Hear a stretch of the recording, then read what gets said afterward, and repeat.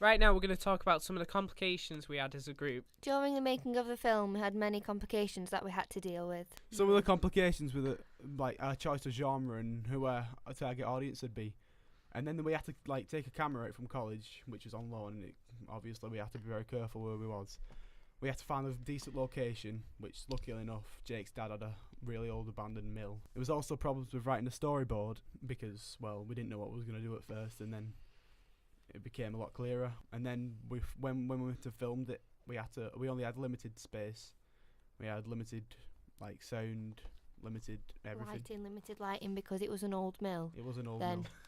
we had only a limited amount of space which was lit, so we could only film in that part. If I was to make changes, I'd probably get a few, spotlights to centre stage the actual actor on the middle of the camera. One of the complications we had was the duration of the media lesson, which was only about 50 minutes, which didn't give us enough time to get everything we wanted to get done in the lesson. So we had to use our own time outside of college to do extra work.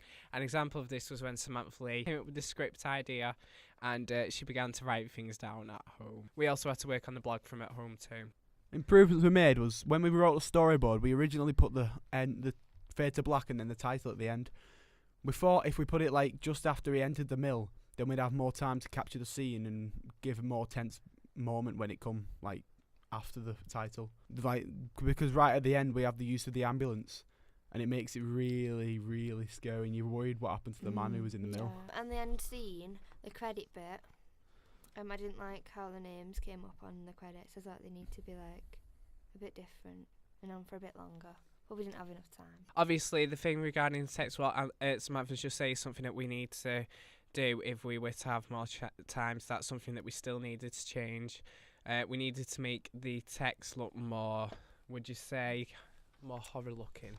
A bit more professional looking. A bit more professional looking. We just didn't have enough time. But It is good. But we didn't have enough time, so we did have to rush the credits.